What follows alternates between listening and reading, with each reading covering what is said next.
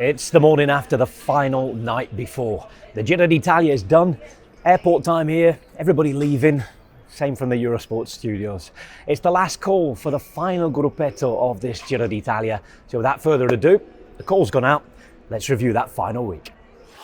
The final week of the Giro d'Italia began with confusion, a standoff in Livigno between riders and organisers. There'd been back and forth between the two parties on the rest day, but with snow falling, freezing temperatures and conditions clearly unsafe, riders were suitably fed up.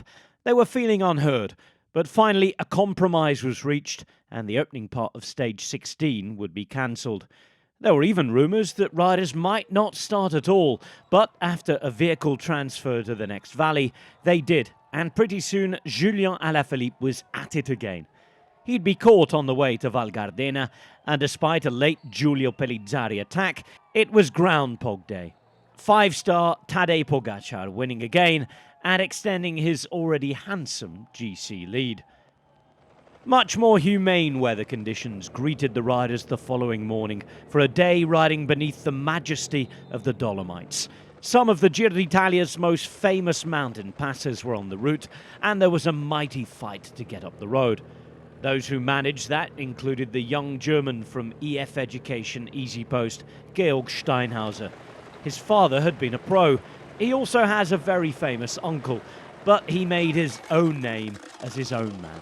Arriving alone among the giants of nature, having beaten off competition from a superb Emmanuel Xavier, Steinhauser sealed a sensational first pro win. Stage 18 was set to be the penultimate chance for the sprint trains. A trip almost entirely downhill to the Venetian plain was the order of the day, and after a nervous run into Padova, a chaotic final kilometre ensued. Points jersey giant Jonathan Milan was looking for a fourth victory of the race, but he would lose the wheel of his teammates along the twists and turns, and Tim Merlier took advantage, winning a final week Grand Tour stage for the first time. It was his second sprint success of this Giro. The final breakaway bonanza was up for grabs in the far northeast 24 hours later. That on the roads of Friuli. After a frenetic fight to be at the front, 19 hardy souls worked to get their chance. But Alaphilippe wanted to make an early selection, immediately halving the number of potential winners. Last week, legs can be unfaithful companions, and they deserted some of the bigger names and better climbers on the way to Sappada. Already a Giro stage winner in the past, Andrea Vendrame is better known as a faster finisher on a hard day. But having taken a gap on the last descent, he would maintain and extend it on the last climb, beating off classy competition to take his Decathlon Age Desert squad's second win of this race. Behind there was a scare for Geraint Thomas in the GC group, with a late crash making he and his team sweat just hours before his 38th birthday. All would work out well on that front, and the Welshman would see his podium ambitions intact as he blew out his birthday candles. The race organisers had given him quite the gift, however, the final and most difficult of mountain stages. A double shot of Monte Grappa to consume one after the other at the end of a hearty Giro menu digested at record speed.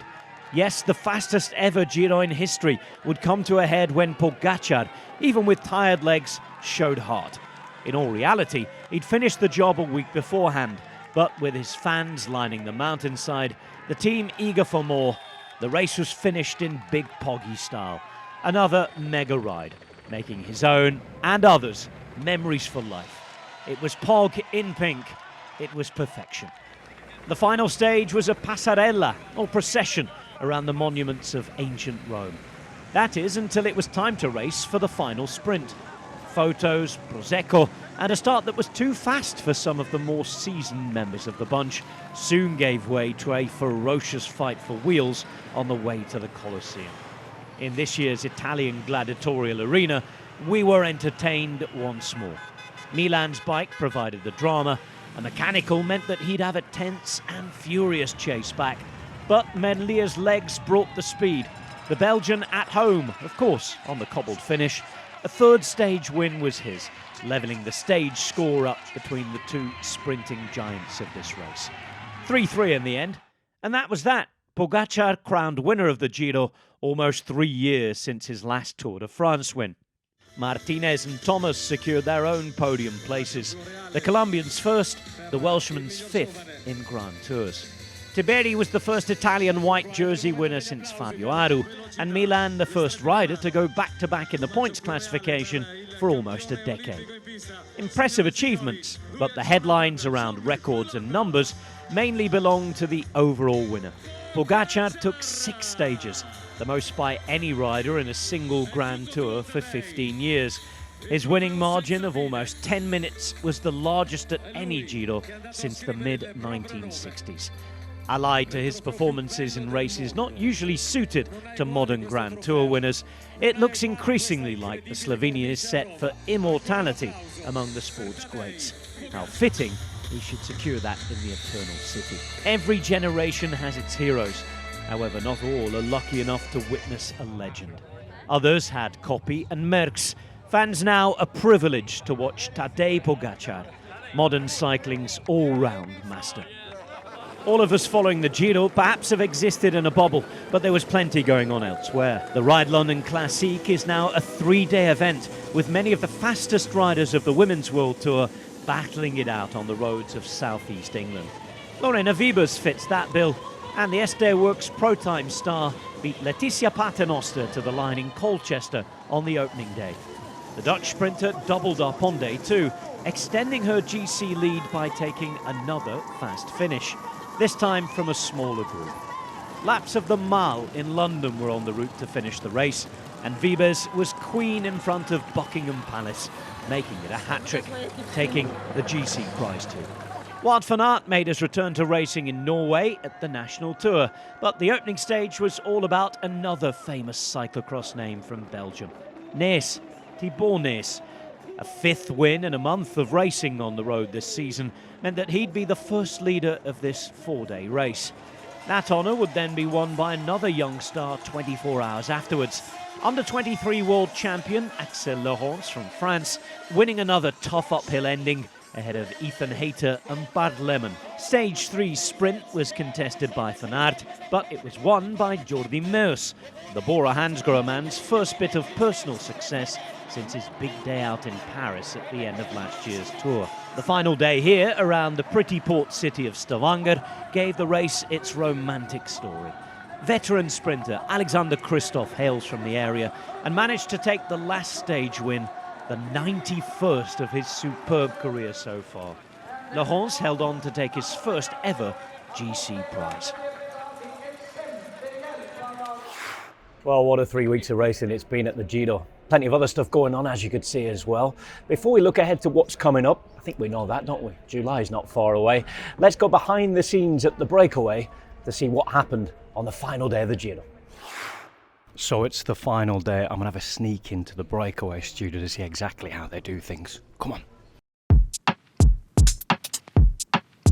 We've got one more magnificent stage left. The sprint to Rome. It is time for stage 21 of the Giro D'Italia. Have a good one. Last stage. Big one. It's a trip to the eternal city, to Rome, to put the results of this 107th Giro d'Italia down in the history books.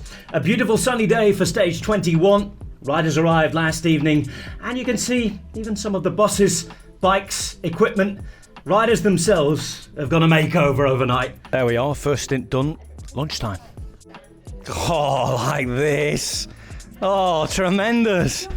Oh, look at that. I feel like Kevin McAllister in Home Alone. A whole cheese pizza just for me. I mean, you've only had a couple of slices. What's going on? Well, I'm being careful for the sprint later. I don't want to be too heavy. Want to make sure I have my food digested. Right then. It's your time, Mr. McEwen. How do you prep? How do you feel? How do I prep? I just had a double shot cafe latte. The race has started. I don't mean by at kilometre 125 to go, but with just under 70 to go, the attacks have started on the circuit, so it's my time. I'm now starting to feel it.